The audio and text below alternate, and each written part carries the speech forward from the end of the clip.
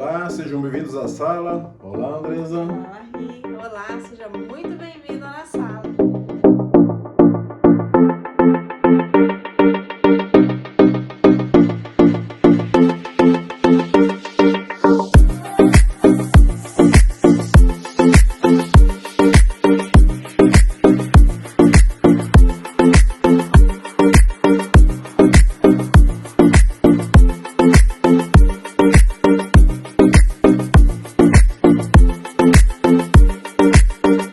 Nosso local de estudo, nós estamos aqui junto com você, meditando no livro de Atos, meditando aqui, aprendendo, né, com aquilo que o Senhor Jesus inspirou aqui a Lucas, para nós estarmos aprendendo como iniciou essa igreja, né, a igreja do Senhor Jesus, a nossa história, como a gente tem dito aqui, né. Então vamos dar sequência aqui hoje nesse estudo. Vamos lá. Vamos lá? No livro de Atos. Tu quer dar uma retrospectiva Vamos aí? falar um pouquinho aqui então do que a gente viu na semana passada, né? Nós vimos ali a questão de uma problemática que começou a acontecer nessa igreja, que cresceu rapidamente, continuava crescendo, né? Então a gente viu ali que tinha uma questão social e nós falamos o que essa era uma terceira ameaça que essa igreja estava sofrendo, né? E essa era a ameaça da distração. E era um motivo bom, né? Não era como as outras ameaças, uma perseguição ou a corrupção dentro da igreja, no caso de Ananias e Safira, né? Mas era um problema de uma assistência social, era algo bom, mas que poderia se tornar um problema para a igreja e desviá-la do seu foco, né? Trazer uma distração. Mas nós vimos ali o posicionamento dos apóstolos, né, de não deixarem aquela situação correr sem uma solução, né? Eles tiveram uma empatia por aquilo que estava acontecendo, entenderam aquilo que estava acontecendo e quiseram resolver aquilo da melhor forma possível, buscando sempre centrar naquilo que é o que Deus nos chamou para fazer. E a gente terminou dizendo, né, que como é importante nós estarmos atentos e conhecermos o propósito que Deus tem para a nossa vida, a nossa vocação, que é aquilo que Deus colocou nas nossas mãos para fazer. Porque muitas vezes nós podemos estar fazendo algo muito bom, algo legítimo, algo, né, valoroso, mas que não seja aquilo, mas se não é aquilo que Deus colocou para você fazer, aquilo vai sim ser uma distração e vai te tirar do foco do que Deus tem para sua vida. Foco do propósito. Né? Era isso que poderia ter acontecido com essa igreja se os apóstolos não tivessem tomado as atitudes que nós vimos eles aqui tomando, então. E é muito importante nós entendermos como quando nós, como indivíduos, como parte do corpo de Cristo, como membros da igreja de Cristo, nós tomamos decisões baseadas na palavra de Deus, quando essas decisões são norteadas pelos princípios bíblicos, por aquilo que a palavra de Deus nos ensina, acontece o que o texto fala aqui. Vamos aproveitar até e ler aqui voltar um pouquinho aqui, pega a sua Bíblia aí e leia com a gente, então, Atos 6, eu vou ler ali do verso 5, Larry, pra gente ver o que acontece quando a gente toma decisões, quando a gente tem atitudes baseado na palavra de Deus. E o Filho de Deus, ele não pode ter uma atitude que não seja baseada na palavra de Deus, né? Essa tem que ser a nossa busca, né? Como Filho de Deus, como nós nos movemos diante das situações que se apresentam para nós. Eu vou ler o verso 5 aqui, então. O parecer agradou a todos. Então elegeram Estevão, homem cheio de fé e do Espírito Santo, Filipe, Prócoro, Nicanor, Timão, Pármenas e Nicolau, prosélito de Antioquia. Apresentaram estes homens aos apóstolos que, orando, lhes impuseram as mãos. Olha só o que o verso 7 vai dizer. A palavra de Deus crescia e em Jerusalém o número dos discípulos aumentava. Também um grande grupo de sacerdotes obedecia à fé. A decisão tomada baseada na direção que Deus nos dá, na palavra de Deus, faz com que a igreja do Senhor, aquilo que seria uma ameaça se não tivesse sido tomada a decisão correta, ela continua a crescer. E é assim a nossa vida até hoje. Isso Você aí. falou que tinha alguma coisa para falar com a gente aqui desse verso? Sim. Fala aí. Não, eles apresentaram, né, os apóstolos, colocaram, impuseram as mãos, oraram, né? E logo em seguida ali, é que tem aqui um detalhe interessante, Andressa, que eles falam que existia um grande número de sacerdotes que também estavam ali, né? Então, eu queria... Que foram convertidos, que foram né? Que convertidos. obedeciam à fé. Então, eu queria só dar uma ideia para que a gente possa entender. Existiam nessa época aí, Andresa, mais ou menos 480 sinagogas na grande Jerusalém, né? Então, olha só, existia gente pra danado. Imagina só, 480 sinagogas, né? Se nós vemos que Londrina, por exemplo, a cidade que nós moramos, né? Há uns 7 ou 8 anos atrás, a gente fez um levantamento, tinha mais de 500 igrejas, né? Então, tinha muitos sacerdotes, muita gente seguramente ali. A história que vai vinham, nos contar, né? Henrique, que sacerdote nesse período, aqui nesse momento, existiam cerca de 11 mil sacerdotes nessa região. Então, tu imagina só, tinha que ter realmente alguns convertidos, né? Ali. E é muito interessante, Andressa, que Foi no só final... Nicodemo, não é só Nicodemos que se interessou. Claro que muitos deles até entenderam, conheceram a palavra e estavam meio escondidos, né? Não deveriam até colocar muito, porque aqui não existia ainda, Andresa, a separação do cristianismo com o judaísmo, né? Sim. Eles andavam juntos, na verdade, aqui logo no início lá, né? Então, um outro detalhe interessante é que no final eles dizem ali, em grande número de sacerdotes obedeciam à fé. O que era obedecer essa fé, na verdade? Esse é um detalhe interessante. O que eles tinham aqui com o entendimento? Eles tinham aquilo que Jesus tinha falado, aquilo que Jesus tinha ensinado. Então eles estavam no foco certo realmente, né? Eles não tinham, eles estavam aprendendo diretamente daqueles que tinham conhecido, que tinham estado com Jesus, né? E que estavam transmitindo para eles tudo aquilo que Jesus tinha falado, né? Tudo aquilo que Jesus tinha ensinado. Então eles estavam entendendo realmente, tá? Isso é muito interessante, Andresa, a gente colocar e entender que essa fé que ele fala assim, obedecer à fé era obedecer Jesus. Era diretamente obedecer Jesus. Que eles não tinham, gente, nessa época aqui, não tinha sido ainda escrito o Novo Testamento, né? Estava começando todo o processo.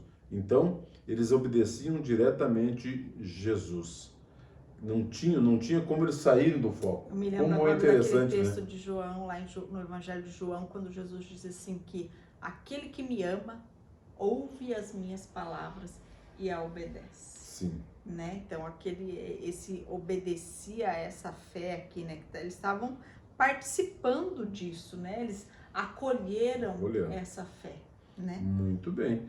Então, é exatamente isso, né? E aí eles passaram, agora nós vamos ver no versículo 8, né? Sim. Começa... Quer que eu leia só o 8? Sim. Tá. Estevão, cheio de graça e de poder, fazia prodígios e grandes sinais entre o povo. Quer que eu leia o 9? Pode ler. Então, alguns dos que eram da sinagoga, chamada dos libertos, dos sirineus, dos alexandrinos e os da Sicília e da província da Ásia se levantaram e discutiam com Estevão. Olha aqui que é interessante, só para a gente se situar aqui, então, de quem que ele está falando, né? Então, Lucas aqui agora, ele, daqueles 7 homens ali que as pessoas, né, que a igreja elegeu, que levaram até os discípulos e eles impuseram a mão e ordenaram eles ali, Lucas vai destacar uma pessoa aqui agora para nós, ele vai destacar o Estevão. E olha o que esse texto já começa dizendo para nós, né? Que ele era um homem cheio de graça, e de poder. Cheio de graça e poder. Vamos entender um pouquinho sobre a vida de Estevão, então. Como que é interessante, né? Eles destacaram exatamente aquilo que... como que a gente entende, né? Hoje, nos nossos dias, né? Quem que era o fulano, quem que era o ciclano? Sempre a gente denomina de alguma outra forma, né? Ah, o fulano de tal. Não, ele é tipo assim... especializado na faculdade tal, ele fez teologia e tal, ele fez...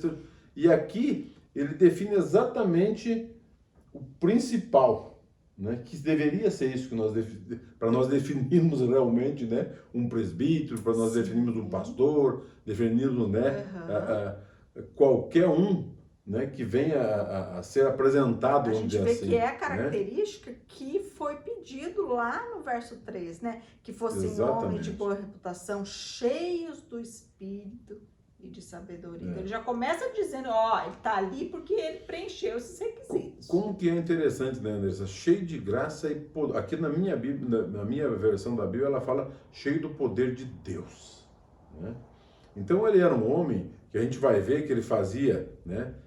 Aqui ele está dizendo já que fazia maravilhas, né? Sinais entre o povo, né?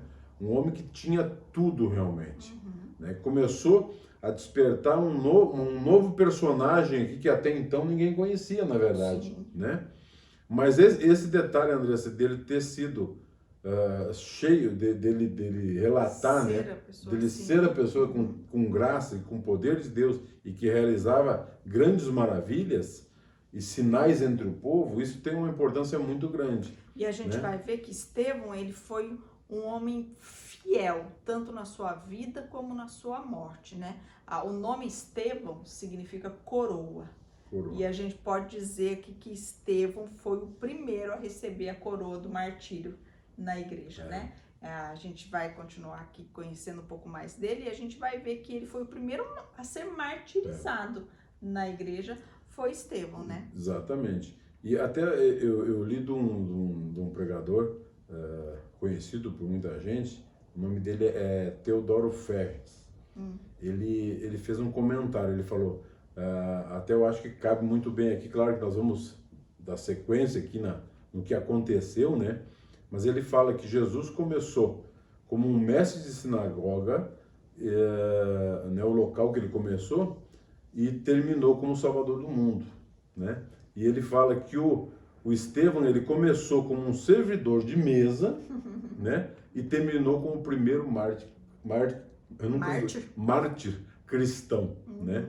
E eu acho que cabe muito bem essa palavra aqui. E depois, Andrés, aqui no 9, uma coisa muito interessante, porque ele separa e fala de vários tipos de pessoas que congregavam nessa sinagoga, né? E aqui tem uma coisa interessante, de um deles, depois até que se você quiser comentar de alguns, mas tem o de Cirene que eu achei interessante, que eu gostaria de lembrar o pessoal, né? Que um desses homens aqui, dessas localidades de Cirene, era aquele homem, por exemplo, que ajudou Jesus na cruz, né? Ele era de Cirene, né? Então, como que é interessante, né? Como tinha localidades assim em volta lá, né?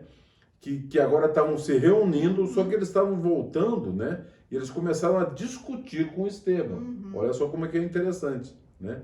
Eles vieram e começaram a discutir com Estevão.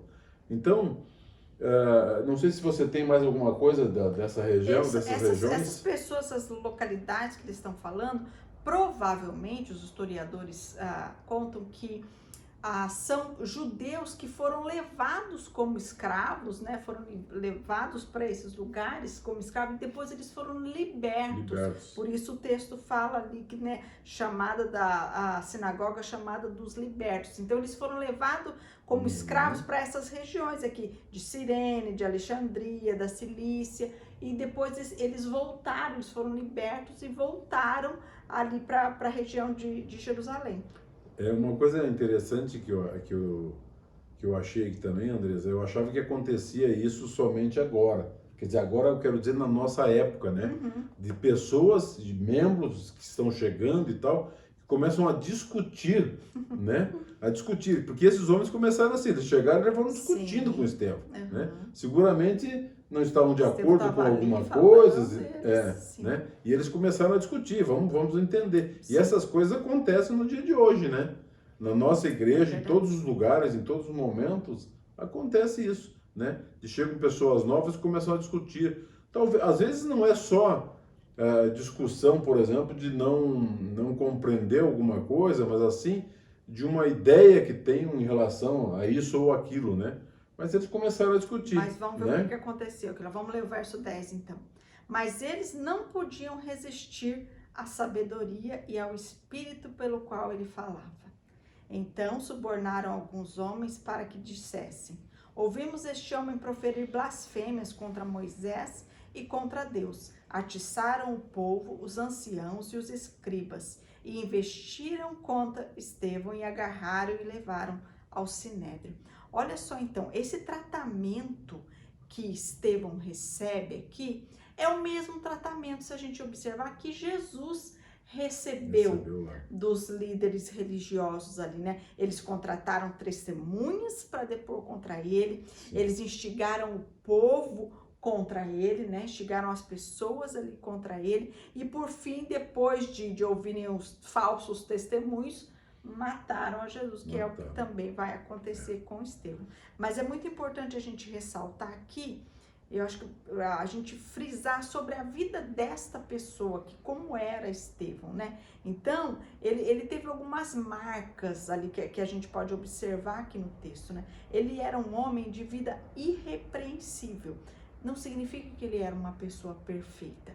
É uma pessoa que... Porque ele foi escolhido como... O fato dele ter sido escolhido como diácono é porque ele já preencheu aquele requisito lá que a gente viu na semana passada, né? Homens de boa reputação, cheios do Espírito Santo e sabedoria. Então, ele era alguém que ele vivia aquilo que ele falava. Aquilo que as pessoas estão aqui agora discutindo com ele, as coisas que a gente vai ver acontecer aqui, não era algo à parte na vida de Estevão, era a vida de Estevão. Ele era um homem que vivia aquilo que ele falava, né? E como é lamentável, né, Larry? Como a gente vê hoje pessoas falando, né, que levam a um descrédito muito grande hoje os chamados crentes, né, a igreja hoje, porque você vê pessoas assim que falam tão bem, com uma eloquência assim absurda, mas que aquilo que vive está muito distante daquilo que fala. E olha só, Andresa, o Estevão, ele é o primeiro mestre cristão que se atribuiu sabedoria, né? E tanto é interessante que essa sabedoria, eles não podiam resistir quando ele falava. Olha que coisa maravilhosa, do Espírito né? Santo, falando da palavra de Deus, né? Não é ele, né?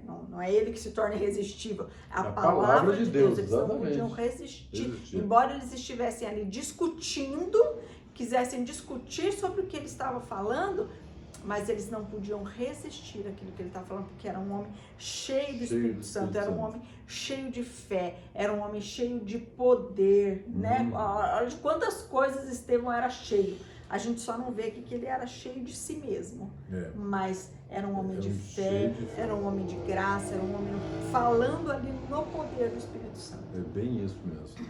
E o interessante logo a seguida, no 11, né, Andresa, a gente começa a entender que só realmente criando inverdades é que você consegue, sabe, começar a atrapalhar aquilo que eles estavam fazendo, vamos dizer assim. São inverdades, são coisas que aconteceram, que Jesus muitas vezes falou lá atrás, né? Que eles estavam começando a querer acusar o Estevão em relação a isso. Ou seja, criando inverdades, né? Que para poder, vamos dizer assim, deixar com que Estevão fosse realmente acusado daquelas coisas, né? Criando essas inverdades, eles começaram a falar que ele estava blasfemando, né? Que ele estava falando das coisas lá do Moisés e tal, né? Que realmente foram coisas que Jesus falou, que Jesus afrontou o povo. Mas eles começaram a falar que ele estava falando sobre isso. Não é interessante verdade? que você falou sobre a sabedoria. Até aqui, até esse momento do texto bíblico, nós só vimos ser tributado, né, prodígios e sinais, né? Isso só era dito a respeito de Jesus e dos discípulos.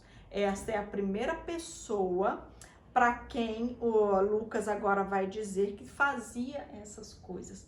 Prodígios e sinais, e fala de poder, né? É a primeira vez que a gente vai ver isso acontecendo. Por isso que a gente falou na semana passada que a partir do momento que houve essa separação aqui, esses diáconos sendo separados aqui, é um marco na história da igreja, né? Como mudou, começou uma nova etapa de uma igreja tão recente, né? Tá acabando de começar, mas como muda isso, a gente traz até hoje. E a vida desse homem aqui vai nos mostrar aquilo que a gente estava falando da semana passada, o quanto a diaconia da mesa, ela é tão importante quanto a diaconia da pregação, do ensino, como ela é tão importante. Nós vamos ver esse homem aqui que estava ali como a diaconia da mesa, o serviço social, o cuidar das coisas ali, né? Ser um facilitador para aquele que está incumbido de levar a palavra, de fazer o estudo. Ele também tem que ser alguém que conhece a palavra de Deus, que vive a palavra de Deus, tem que ser cheio do Espírito, tem que ser cheio do poder. E é por isso que a gente vai ver Estevão, né? Eu creio que os outros também fizeram muitas coisas. Sim. É que Lucas separou Estevão aqui para falar pra gente, né? É verdade. E quando eu falo, Andressa, dessas inverdades que eles falavam, é exatamente assim. Algumas pessoas que não conhecem a palavra, eles aceitam essas inverdades. Sim. Né? Por falta de E isso acontece hoje com a gente. Né? Essas coisas acontecem hoje. É muito comum a gente ouvir pessoas, mas o pastor falou isso, falou aquilo e tal, que é uma meia verdade. Sabe? É uma meia verdade, na verdade. Porque uma meia verdade, né? Que é uma mentira. É uma mentira, exatamente. Mas para você poder detectar isso, né? E como o povo não tinha tanto conhecimento, né? E não tinha o conhecimento real da palavra, eles começaram a acreditar. Porque, na verdade, o que eles estavam falando aqui? Os sacerdotes pediram para eles mentir. Por quê? Porque a blasfêmia, né? Nessa época aqui, blasfemar, falar de Moisés, por exemplo, né? Ou falar contra Deus. Deixa eu até ler aqui pra gente o que eles falaram. Um problemão, o que essas exatamente. Testemunhas falsas falaram. O 13, então. Apresentaram testemunhas falsas que disseram: este homem não para de falar contra o lugar santo e contra a lei. Nós o ouvimos dizer que esse Jesus, o Nazareno, destruirá esse lugar e mudará os costumes que Moisés nos deu. Todos os que estavam sentados no sinédrio, fitando os olhos em Estevão, viram o seu rosto como se fosse um rosto de anjo. Então aqui a gente está vendo esse homem cheio de poder, cheio de sabedoria, cheio do Espírito Santo de Deus, falando ali, aí essas pessoas vêm e trazem essa mentira, né? Dizendo o que ele está dizendo ali. E é importante a gente salientar a gravidade dessa acusação, porque existiam duas coisas que eram de extrema importância, sagradas, intocáveis para o judeu aqui nesse momento. Era o templo e a lei. Então, percebe que são essas duas coisas que eles estão atacando aqui, né? Que ele está dizendo contra o templo, o lugar santo, e contra a lei. Isso eram duas coisas que ele não podia tocar, porque isso era passível de morte. Sim. Imagina se fosse hoje, né? Falar assim, se não seria passível. Se fosse passível de morte, todo mundo ia morrer, né? E eles, o interessante é que eles esqueceram, Andressa, porque o Gamaliel havia falado para eles há pouco tempo, né? Deixa, gente, deixa acontecer, deixa correr, né? E já era um novo, já não era mais um dos discípulos, né? Eu acho por isso que eles começaram a tomar algumas atitudes aqui, não é verdade? Sim. Então, é um detalhe bem interessante entender. Uma outra coisa, Andressa, que eu gostaria de te falar, quando o Estevão está falando aqui do templo, né? O lugar, vamos dizer assim, né, que ele está falando do templo, é da lei de Moisés, né? Daquilo que como você já explicou, né? Eles queriam atacar na ferida, saber que, bom, vamos ter que dar um jeito em acabar com essa turma, porque essa era uma acusação que eles podiam fazer, né? De blasfêmia. Exatamente. Ou seja, só dessa forma que eles podiam dar um jeito em matar o Estevão, porque como era por apedrejamento, não teria problema nenhum para eles, né, Andressa? Sim. É mais ou menos isso, não é verdade? Então, e é importante a gente dizer, quando o Estevão está dizendo, ele está alinhado exatamente com aquilo que Jesus estava falando aquilo que você disse no início, né? Ele estava falando daquilo que ele aprendeu ali. Estevão estava ali, ele viu Jesus, ele ouviu Jesus. Possivelmente era uma das pessoas que estavam ali sempre ouvindo os ensinamentos de Jesus, tanto no templo quanto em outros lugares ali na cidade, né? E Andressa, um detalhezinho, né? Até eu copiei aqui o versículo para lembrar, né?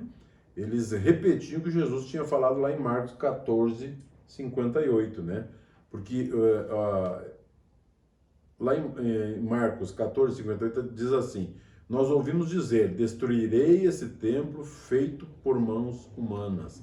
Olha só, você lembra que ninguém entendeu o que Jesus quis dizer aqui naquele momento? Eles estavam voltando naquilo que Jesus tinha falado, né? Em 3 dias reconstituirei outro, né? E um outro não feito por mãos humanas, né? Sim. Nem por mãos de homens. Então foi exatamente isso que eles vieram, estavam batendo lá, né, Andressa? E aqui no 15, Larília, você vê, a gente vai ver uma outra característica aqui, que a gente, uma outra coisa que a gente pode salientar sobre Estevão, né? É uma paz inexplicável. Olha o que o que o verso 18 diz. Todos os que estavam sentados no sinédrio, fitando os olhos em Estevão, viram o seu rosto como se fosse rosto de anjo. Esse homem está ali, ele está sendo acusado de algo gravíssimo, que poderia, e nós sabemos já pelo conhecimento do texto, que custar-lhe a vida, mas o seu rosto é um rosto de paz, é um rosto das pessoas, de tanta paz que as pessoas que estavam olhando para ele viram como se fosse um rosto de anjo. Isso me lembra lá de Moisés. Exatamente. Né? Moisés, quando está lá e que ele desce do monte, as pessoas olham para ele e o seu rosto brilhava, né? Seu rosto era como um rosto, uma glória que existia ali, né? Imagina como nós, né? Só antes de você é como assim, e eles estão ali acusando Estevão de estar falando contra Moisés. Então, o fato de Deus dar a ele isso naquele momento, as pessoas olharem e verem o seu rosto como rosto de anjo, é como se Deus estivesse dizendo assim, ó, ele não é contra Moisés, olha aí, eu estou fazendo com ele a mesma coisa que eu fiz com Moisés lá no Monte Sinai, estou fazendo igual aquilo. Exatamente. Né? Porque como que nós enfrentamos, né, Andrés, uma situação que nem o Estevão estava enfrentando ali? Eu fico pensando muitas vezes, eu não sei vocês assim. Você está desesperado. Né? Exatamente. Né? E agora? Eu vejo assim, e agora? O que eu faço? Né? Meu Deus! Né? Aqueles homens todos falando de tudo aquilo, e nós vamos ver, Andrés, agora na sequência, né, quando entrarmos no próximo capítulo, nós vamos entender o porquê que ele estava com esse rosto de anjo, sabe? O que tinha nesse homem, que ele tinha essa paz, essa tranquilidade, entendeu? Que transpassava, é uma coisa sobrenatural, né, Andressa? Uma coisa sobrenatural, né? De ele poder transpassar, que as pessoas enxergarem, e até está escrito isso, aqui, né? Está escrito aqui do que eles viam no rosto, né? Que parecia um rosto de anjo. Né? Imagina a perfeição, a tranquilidade, a paz que esse homem transmitia. Não é verdade, Andresa? Então, gente, eu digo para vocês, se preparem que na próxima semana, nós estamos chegando no nosso horário, tá? Na próxima semana nós vamos entender o porquê que esse homem estava tão tranquilo, com tanta paz, né, Andresa? Não sei importante se você tem... nós sabermos assim, o que a gente tira disso, antes da gente entrar na fala de Estevão, né, que nós vamos ver no próximo capítulo, nós entendemos, sabemos que esse texto está falando ali, né, de diáconos, né, desses 7 homens que foram separados para esse serviço ali, né, servir a Deus, servir ao povo de Deus, mas essas características, essas qualidades que a gente viu aqui na vida de Estevão, essa é a qualidade do Filho de Deus. Essa é a qualidade que nós temos que ter enquanto filhos de Deus. Nós precisamos ser pessoas cheias do Espírito Santo, cheias de fé, cheias de graça, cheias do poder de Deus, cheias da autoridade que o Senhor nos dá. Né? Então a gente não pode olhar esse texto que é de um grupo de pessoas específicas. Não, isso é característica de filho de Deus, daquele que conhece a Deus, daquele que nasceu de novo, daquele que o Espírito Santo veio fazer morada nele. Por isso nós precisamos buscar sermos cheios do Espírito Santo, buscar ter o conhecimento, o entendimento que esse Estevão aqui teve, né? Nem que isso lhe custe a vida. Nem que isso Né? custe a vida.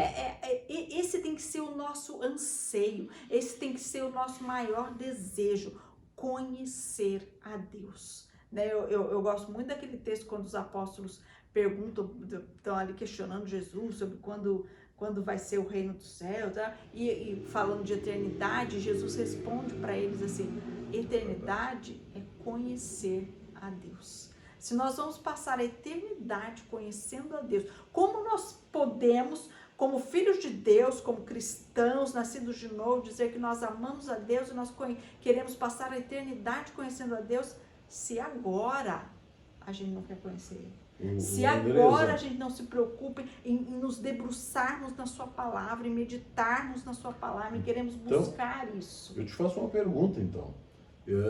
Para ter esse rostinho de anjo aí, eu preciso ser um diácono, preciso ser um presbítero, preciso ser um pastor? Qualquer um de nós, Qualquer né? um de Como nós. Jesus diz, quem vê o Filho vê o Pai. As pessoas têm que olhar para Todos nós e nós. têm que ver a Deus. Todos nós. Todos nós. Todos nós. Não tem esse grau, né? Como a gente está falando desde o início que começou a falar nisso, não tem um maior, um menor, não. Todos somos nós. filhos de Deus. Todos nós nos tornamos filhos de Deus por adoção, né? Não somos filhos de Deus naturais, mas o Senhor nos deu o poder, como diz lá em João, né? Deu-nos o poder de sermos feitos filhos de Deus, filhos por adoção. E a nossa vocação como filhos de Deus é brilhar, é resplandecer Jesus, né? As pessoas, as nossas atitudes, aonde nós estivermos, o brilho de Jesus está através de nós. Que o nosso rosto pareça um rosto de anjo. Que as Sermos pessoas a expressão possam ver, visível do Deus né? invisível. Que as pessoas possam ver no momento que nós estivermos falando, no momento que nós estivermos explicando, no momento que nós... Gente, não precisa pregar. Vivendo. Nós temos é que viver, né? Não precisamos estar pregando a palavra, nós estamos vivendo em cada momento. Exatamente. Não é verdade, André? Isso aí, né? Você pode não ser aquela pessoa que Deus chamou para estar à frente de um grupo de pessoas, de repente ensinando, ministrando a nossa vida diária. Tudo aquilo que nós fazemos tem que ser para a glória de Deus e tem que refletir a glória de Deus. Tem que refletir a glória de Deus, é bem isso mesmo, André. Olha, gente, está chegando ao fim no dia de hoje. É uma alegria a gente estar junto com vocês. A gente quer orar por vocês. Eu gostaria de orar por vocês. Se preparem para a próxima semana, que vai ter coisas Vamos entrar muito no capítulo especiais 7, aí. ver tudo pra que esse gente- homem sabia. Vamos entender um pouco mais do que esse homem pode nos ensinar Sim. através da palavra de Deus. Amém? Feche os seus olhos. Obrigado, Senhor Deus. Obrigado, Pai, por mais uma vez de o Senhor estar conosco, estar nos dando a direção, o entendimento, Pai, nos capacitando cada dia mais, Senhor Deus. Que nós possamos, Pai, conhecer a Tua palavra. Que nós possamos ser, Senhor Deus, que nem um Estevão, que era ali cheio de graça, cheio de graças, cheio de graça, cheio de sabedoria do Senhor, meu Deus. Sim, sim. Que o Senhor possa colocar nos nossos corações o entendimento e essa sabedoria, Pai, para que nós possamos realmente também ter esse rostinho de anjo, né? Conforme a Tua palavra diz, Pai, que as pessoas possam ver em nós a Tua presença, Senhor. Nós somos gratos, Pai. Eu abençoo a vida de cada um que está junto com a gente, que está nos acompanhando, que tem estado conosco todos esses dias, Pai querido, que o Senhor esteja com a Tua mão sobre a família e sobre a vida de cada um, abençoando, guardando e protegendo, Pai querido. Nós te agradecemos, Senhor Deus, pedimos a Tua bênção em nome de Jesus. Amém. Amém. Amém. Amém? Amém. Vem para a sala. Te esperamos na semana que vem. Vem pra sala.